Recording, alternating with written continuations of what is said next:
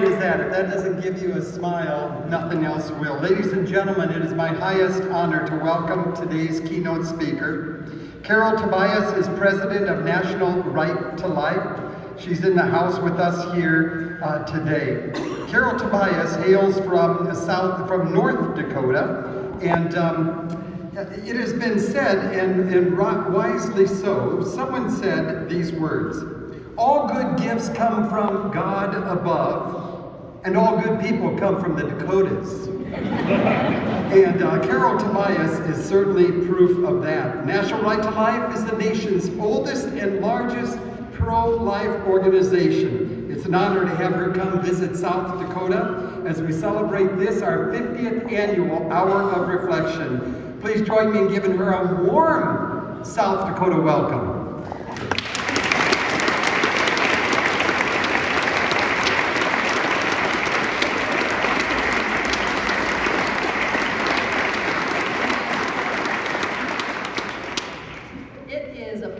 To be here.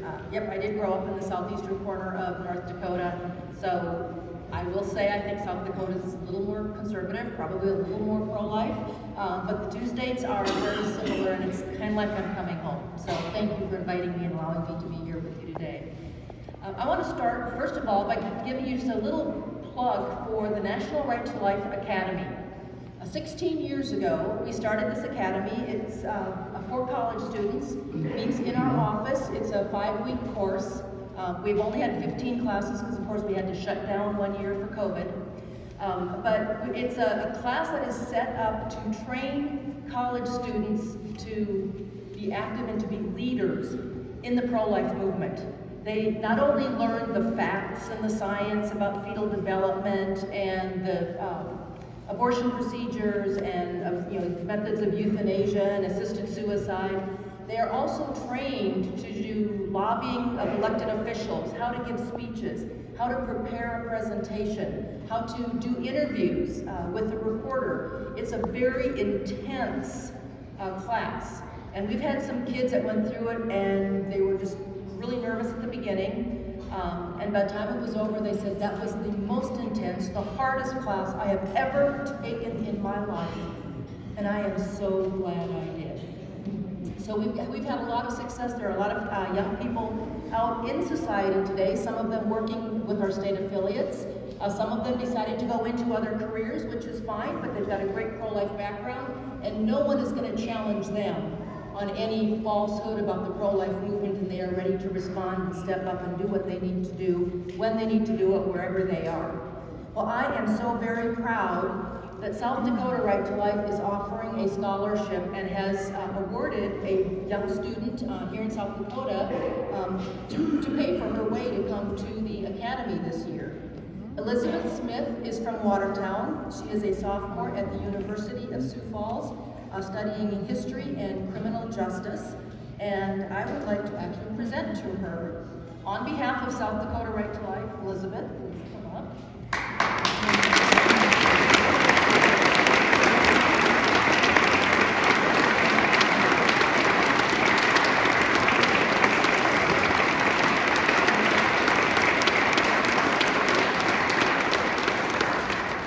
It's a scholarship certificate to the National Right to Life Academy. This is to certify that Elizabeth Smith has been awarded a scholarship from South Dakota Right to Life to pay the full tuition of $3,900 to attend the 2023 National Right to Life Academy, signed by Debbie Pease, president of South Dakota Right to Life.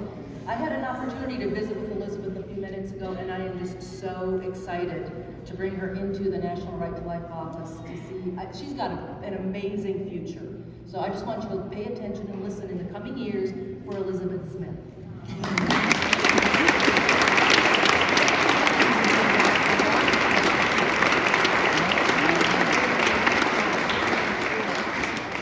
And if you know of other college students that might be interested, or for some of the students that are here, if you're interested, South Dakota Right to Life has a link and information about the program on their website. Again, that is sdrighttolife.org. This is a very exciting time for the pro-life movement. Exciting because we are reminded that hard work and determination can move mountains. And that is exactly what we did. 49 and a half years ago, it took 49 and a half years, but instead of marking the 50th anniversary of Roe v. Wade, we are celebrating the first year without it.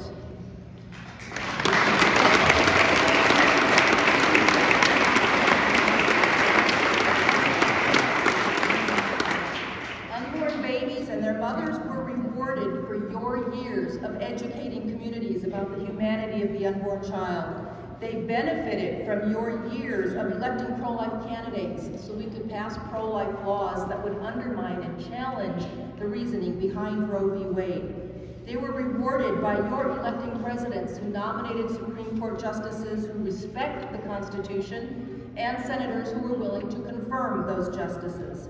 Today we celebrate life instead of observing the legacy of death that came with Roe v. Wade. And celebrate life we must by shouting from the rooftops that every human life is precious and deserves to live. Now, I truly did believe that at some point Roe v. Wade was going to be overturned. I just didn't know when or how soon. Medical technology has advanced to the stage where the baby's first picture is an ultrasound. When I was growing up, you still saw pictures of mom and dad in the hospital, holding the baby, and pink blankets and blue blankets for boys and girls. That first picture is now the ultrasound. We know when the heart is beating and when the brain waves are present. We know when the unique fingerprints are present that no other baby is ever going to have. More people recognize the humanity of the unborn child, and I was just absolutely sure that was going to play a part in the point where people are going to start thinking these are human beings and they have the right to live. But I was also absolutely convinced that Roe would one day be overturned because I know pro-life people, and I know that pro-life people were not going to give up. Pro-life people are determined and persistent and energetic, and we are fighting for the lives of little ones, and we were not going to stop. But this is the era for our movement that reminds me of Winston Churchill. In 1942, the Allies were finally winning some battles, and the British people were getting excited. They thought, maybe the tide has turned. We actually can win this war. And of course, Churchill's advisors were telling him to go out and take credit for the victory and encourage the people. So he went out, and of course he did some encouragement, but he was also very realistic. He said, now this is not the end, it is not even the beginning of the end, but it is perhaps the end of the beginning. And I think that is where we are now, the end of the beginning.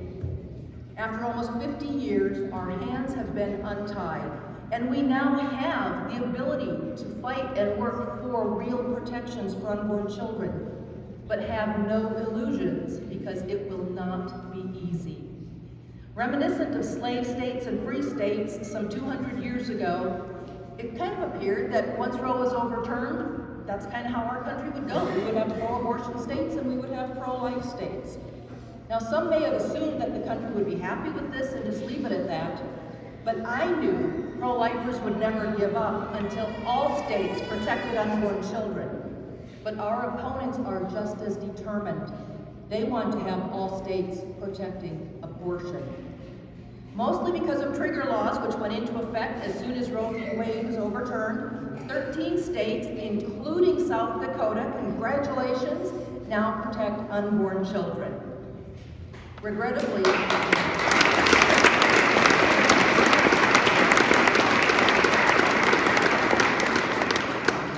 good job to South Dakota.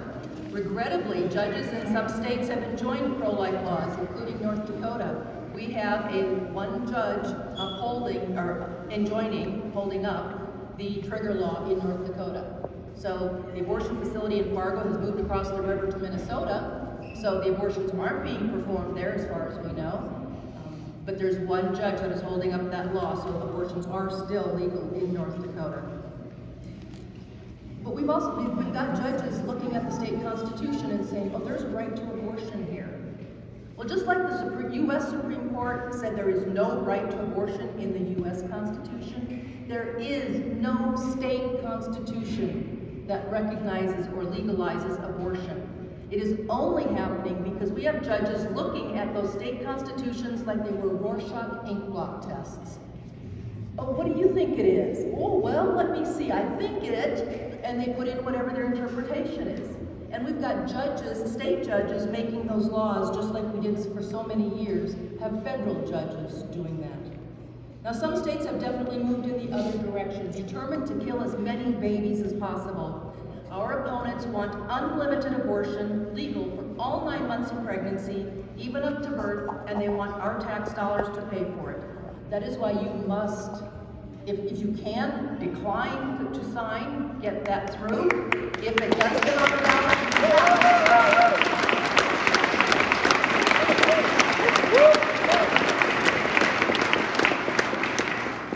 voters in South Dakota are going to be talked to about all the hard cases. But and that's going to be the campaign coming from the other side. But be aware, their end game is in South Dakota is abortion for any reason, for all 9 months of pregnancy, and hopefully with tax dollars paying for it in their mind. We occasionally see stories that if abortion becomes illegal, it will be unsafe, and women will die. But abortion methods aren't changing. If abortion is safe now, as they claim, it will be safe when abortion is illegal. If abortion will be unsafe, if it's illegal, it will be unsafe now, or it is unsafe now. They can't have it both ways, pretending that legal abortions are safe and illegal abortions are unsafe, when it's the same procedure. Our opponents desperately want to convince everyone that a post-Roe America means women will be thrown in jail for getting an abortion. I am proud that National Right to Life led an effort, an open letter to lawmakers signed by 77 pro-life organizations around the country, stating unequivocally that we oppose criminal penalties for women who get an abortion. The letter reads in part, over the past 50 years, under the shadow of Roe v. Wade and Doe v. Bolton, abortion has taken the lives of more than 63 million unborn children. Now that was last spring, it's now 64 million unborn children. But the tragedy of abortion isn't limited to the unborn child who loses her life. The mother who aborts her child is also Roe's victim. She is the victim of a callous industry created to take lives, an industry that claims to provide for women's health, but denies the reality that far too many American women suffer devastating physical and psychological damage following the abortion. Now, some women will object, and they do. They don't want to be thought of as a victim, but they really are. For at least 2 generations, women in this country have been raised in a culture that told them that abortion was the only way to achieve equality. The abortion industry has spent billions of dollars telling her she needs to get an abortion if she wants a good job, or if she wants a life of happiness, or if she wants a better education. In that way, every single woman who walks into an abortion clinic is a victim of the society that led her there. And the trauma of abortion, whether she realizes it 10 days, 10 weeks, or 10 years later, also victimizes her. For other women, it's more tangible. They were pushed into the decision by a boyfriend, or maybe a parent. Some didn't know about the help they could get from pregnancy centers. I've had women tell me that they truly didn't know what they were doing. They were not given information about possible alternatives or possible complications. They were told that she needed to kill her baby if she wanted her life to mean anything. Our goal is not to criminalize women. We just want to save babies and help their mothers.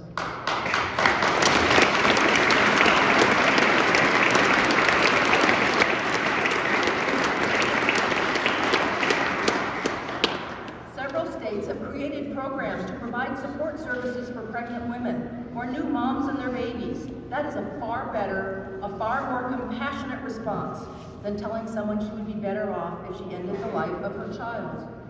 I love the programs that have been created, and I'm expecting a lot more actually in the coming months and years. Missouri, as the Show Me state, has the Show Me Healthy Babies program.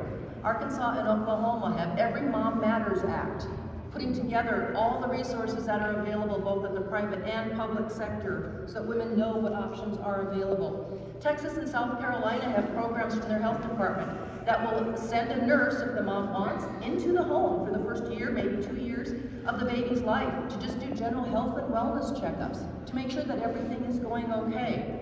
Mississippi has tax credits for donations to pregnancy centers. I mean, we've got a lot of great ideas out there that the states are coming up with and the pro-life movement is putting forward. And I believe we're going to see more of these approaches in coming years, which I think is absolutely fantastic. And I think we all recognize the greatest challenge we have, and the toughest to stop, is going to be the abortion pill. They call it medication abortion, we call it chemical abortion. You can also it's the abortion pill. The abortion industry wants to send the pills into a woman's home so that she can do the abortion herself. The FDA for many years required a woman to get a physical exam from a doctor before she could get the pills. But that protection was eliminated during COVID. Why would she need to see a doctor? 1% to 2% of all abortions result in an ectopic pregnancy. The baby is developing somewhere other than the uterus. And if that is not diagnosed and taken care of, she can die. That's why she needs to have a physical exam before she takes the abortion pill. If she takes it, and it happens about the same time that an ectopic pregnancy is rupturing, she is going to have severe bleeding, the hemorrhaging, horrible cramping, and she's going to think the abortion pill is working. It could be the ectopic pregnancy, the fallopian tube rupturing, and her life is in danger. How is she going to know? Because no doctor bothered, no one cared about her enough to make sure that she had a physical exam before handing the pills and telling her to take them like they were aspirin. One study done by abortion advocates determined that an oral exam over a video call,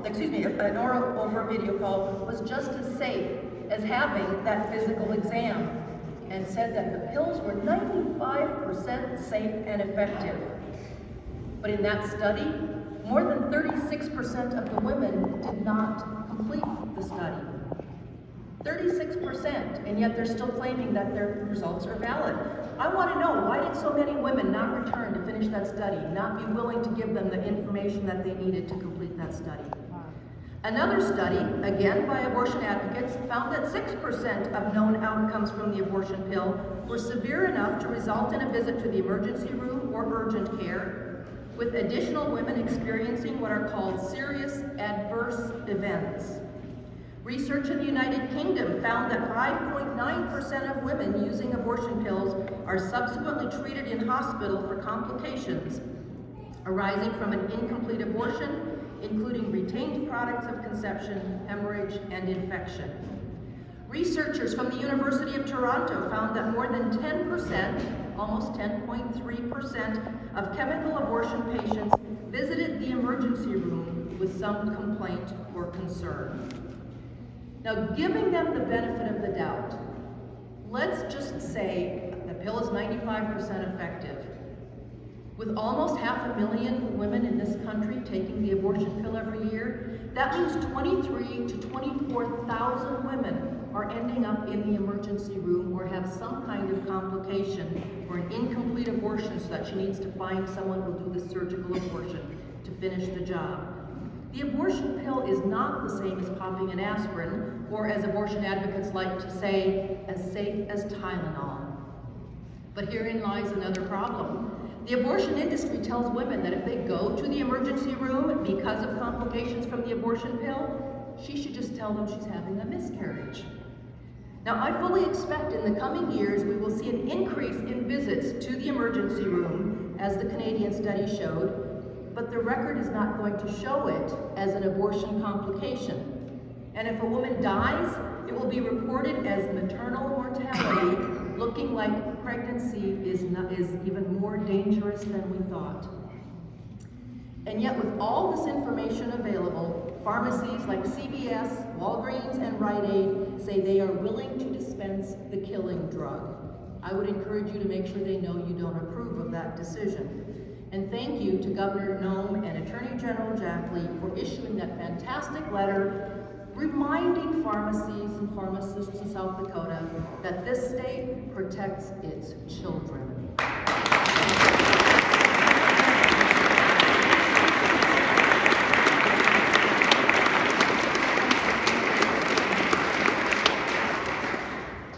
Another challenge that we need to be aware of, and I mean you already are, but it's what we're seeing in other states as well around the country, is the push for state constitutions to be interpreted, usually by a court, that it protects abortion, and if that fails, pushing a ballot measure to amend the Constitution to allow unlimited abortion. And that is what they want here. So you're going to hear more about the Life Defense Fund. Do everything you can to keep that off the ballot if at all possible. If it makes it, you've got to stop it. Now, for many years, I have told audiences that demeaning the lives of unborn children, and it's no surprise to any of you, will lead to a disrespect for all life. If women have the right to kill their unborn children, why wouldn't boyfriends feel vindicated in pressuring her or even using violence to make her get that abortion? And if violence against children in the womb is acceptable, why should we be surprised when we start seeing violence against children outside the womb and we see our child abuse rates going up? If society doesn't care about the lives of preborn children, the most vulnerable among us, why should we be surprised to see violence increase against our vulnerable elderly? And if life has no real value, no intrinsic value, why would we expect a different outcome than encouraging people with disabilities to end their lives by assisted suicide and euthanasia? Now, this all kind of came back to me when recently the late Pope Benedict XVI passed on to glory, and everyone was talking about his life and his writings. And I came across this in 2007 while speaking to the General Assembly of the Pontifical Academy for Life. Pope Benedict said, "Life is the first good received from God and is fundamental to all others. To guarantee the right to life for all and in an equal manner for all is the duty upon which the future of humanity depends." The future of humanity depends on the guarantee of the right to life for all and in an equal manner for all. People are different from each other. We look different, we act differently, we have different talents and different strengths, we have different ideas and different opinions. It's not up to us to decide who lives and who dies. It's not up to us to decide who gets to be here. The pro-life message that all life is precious is desperately needed in all aspects of our society today. South Dakota is surrounded by states that, due to legislative or court action, still allows abortion. Do what you can to make abortion unthinkable, so that even if abortion is accessible to the women of your state, no woman wants one. Find the resources and the support, whether public or private or a combination, to help women so that they will choose life. I want to thank you for being the strong voice for the voiceless for so many years. Thank you for being a light shining in the darkness in this state and to the rest of the country. With continued persistence and determination, we will one day paraphrase Winston Churchill and say, "This is the beginning of the end." Or better yet, this is the end. Babies and their mommies are safe. Thank you.